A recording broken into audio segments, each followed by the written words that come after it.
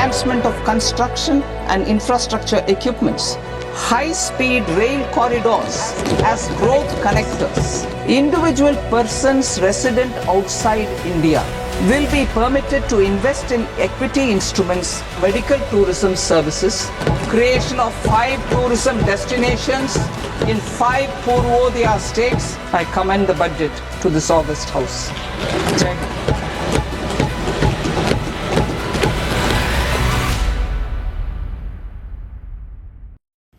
It's budget day in India. Every year the budget is presented on the 1st of February. This year it fell on a Sunday, so the government took an unusual step. It presented the union budget on a Sunday. Even the stock markets were open. And that alone should tell you something. This is not a routine budget. It comes at a time when India stands at a crossroads. It faces a challenging global environment. Trade wars and tariffs are testing India's long-term resilience, and that is why this year's budget assumes greater significance. The expectations were high. The budget was supposed to do 2 things: chart a short-term course for a volatile world and lay out a long-term roadmap for India's economic future. The question is, did it deliver? We'd say it's a mixed bag, and tonight on the show we'll explain why we say this, but we'll start with the highlights of the budget. Number 1, the budget spelled out 3 clear priorities. Finance Minister Nirmala Sitharaman called them the 3 kartavyas, or the 3 duties. 1, accelerate growth so that the economy can withstand global shocks. 2, help every Indian fulfill their potential through education, innovation and job creation. And 3, ensure inclusive development and access to resources for all, so that no family, no village, no state is left behind. We are inspired by 3 kartavya. Our first kartavya is to accelerate and sustain economic growth.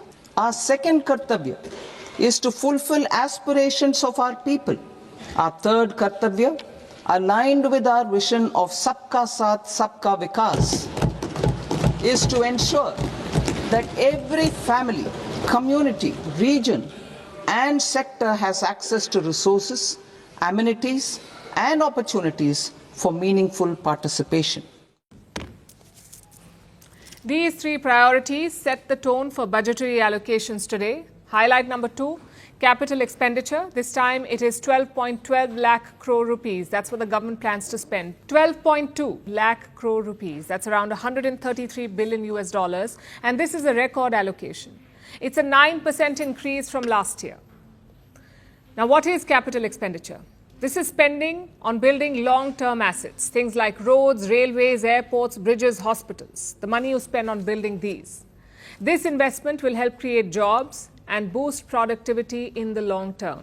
Public capital expenditure has increased manifold from 2 lakh crore in 2014-15 to an allocation of 11.2 lakh crore in BE 25-26. In this coming year, that is financial year 2026-27, I propose to increase it to 12.2 lakh crores to continue the momentum. Highlight number 3, semiconductors or chips that run modern life. They power all your gadgets, everything from your phones to laptops to cars and defense systems. Chips are the new oil, and India wants to make them at home. So the Finance Minister has announced a revamped plan. It's called the India Semiconductor Mission 2.0. India Semiconductor Mission 1.0 expanded India's semiconductor sector capabilities. Building on this, we will launch ISM 2.0 to produce equipment and materials, design full-stack Indian IP, and fortify supply chains. We will also focus on industry-led research and training centers to develop technology and skilled workforce. The idea is to design chips at home, build equipment and create IPs or intellectual properties, basically India's own patents in chip design and manufacturing. And this is part of a larger plan. The government's push in the electronics manufacturing space. It's significant both economically and geopolitically because today China dominates electronics and chip manufacturing. It has a stranglehold on this industry, and Taiwan and the US dominate chip design. India wants to become self-reliant in both these areas. It wants to secure supply chains, upskill its workers, and reduce dependence on imports. And for this, the government has set aside 40,000 crore rupees. This is over $4 billion, 40,000 crores. This is linked to highlight number 4, the focus on rare earths. These are critical minerals used for making chips and electronics. For India to win the semiconductor race, it needs a steady supply of rare earths. Again, China controls 90% of the world's rare earths, and it has weaponized this dominance. China has throttled supplies in the past, so India wants to build alternative supply chains. And in today's budget, the government has proposed rare earth corridors in 4 Indian states. A scheme for rare earth permanent magnets was launched in 2025 November. We now propose to support the mineral-rich states of Odisha, Kerala, Andhra Pradesh and Tamil Nadu to establish dedicated rare earth corridors to promote mining, processing, research and manufacturing. Odisha, Kerala, Andhra Pradesh and Tamil Nadu, these 4 states will get rare earth corridors. They will support mining, processing, research and manufacturing activities. The aim is to unlock India's own mineral wealth and insulate the economy from external shocks. And why were these 4 states chosen? Because they are known to be mineral rich. They already have mining and processing infrastructure. Also, Kerala and Tamil Nadu go to the polls this year, and typically union budgets lean towards poll-bound states. Highlight number 5, rail connectivity. For years, Indian budgets focused on highways to achieve faster movement of goods. Now the same strategy is being extended to railways. This year, the government has proposed 7 new high-speed rail corridors. We will develop 7 high-speed rail corridors between cities as growth connectors, namely Mumbai to Pune, Pune to Hyderabad, Hyderabad to Bengaluru, Hyderabad to Chennai, Chennai to Bengaluru, Delhi to Varanasi, Varanasi to Siliguri. These 7 rail corridors will connect some of India's biggest urban centers like Mumbai, Pune, Hyderabad, Chennai, Bengaluru and Delhi. And these are called growth connectors. The logic is simple. Better transport will boost trade, it will speed up travel and link key economic centers with smaller towns. Highlight number 6 focuses on small businesses or MSMEs, the micro, small and medium enterprises. The government wants to support them. It wants to cushion them from tariff shocks and help create jobs. And for this, a 10,000 crore rupee fund has been announced. That's over $1 billion. The fund will support small companies and businesses. Think of this as venture capital investment for India's small entrepreneurs. Highlight number 7, the textile industry. It's been the hardest hit by US President Trump's 50% tariff. Now, New Delhi has launched a 5-part integrated scheme to boost the textile industry. For the labor-intensive textile sector, I propose an integrated program with 5 subparts. 1. The National Fiber Scheme for Self-Reliance in Natural Fibers, such as silk, wool and jute, man-made fibers and new-age fibers.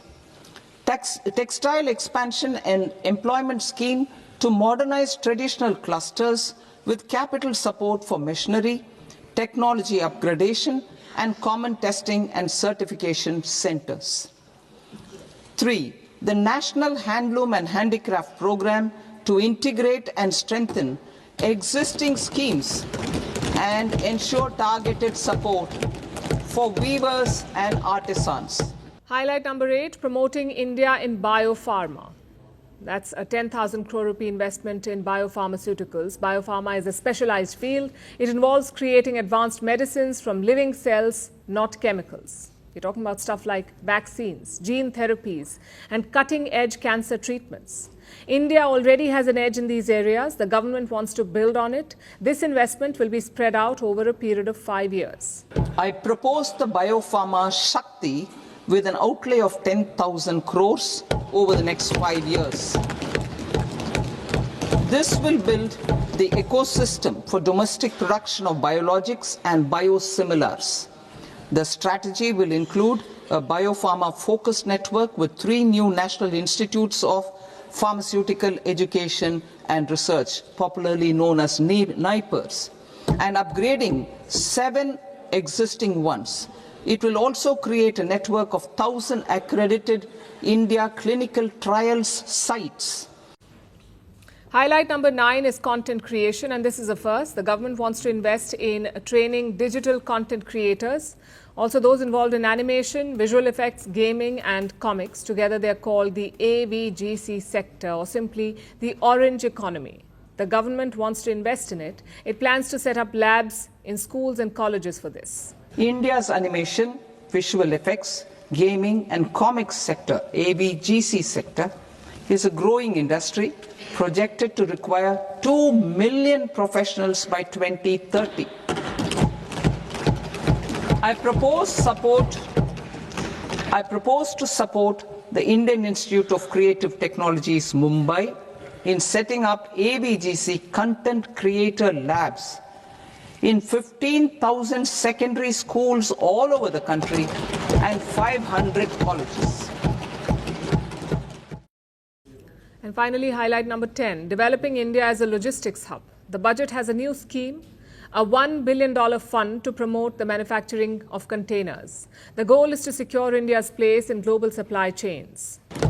I also propose a scheme for container manufacturing to create a globally competitive container manufacturing ecosystem with a budgetary allocation of 10,000 crores over a 5-year period.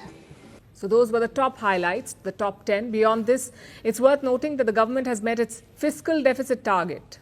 The target they set was 4.4% of the GDP. Fiscal deficit, as you know, means the difference between what you spend and what you earn. A deficit arises when the government has to borrow money to meet its expenses. Now, the target for this deficit was 4.4% of the GDP. The government hopes to meet it this time. Another noteworthy announcement was on healthcare.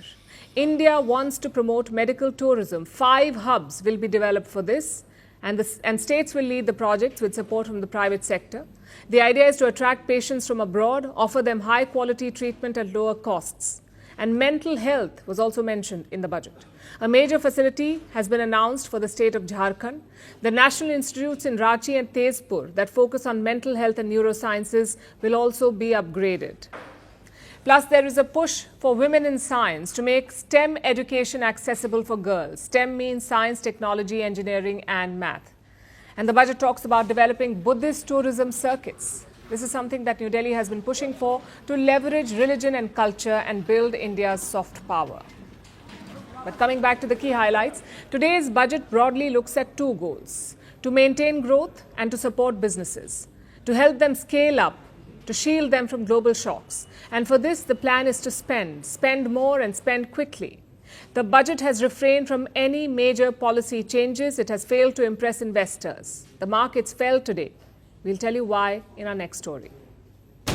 The world doesn't fit in boxes, so why should your news? From battlefields to negotiation tables, from internet outrage to real-world injustice. The conversations everyone is having and the ones they're avoiding. It's the same show, but this new year, First Post America gets a new look. I'm Kerry Johnston, and this is First Post America.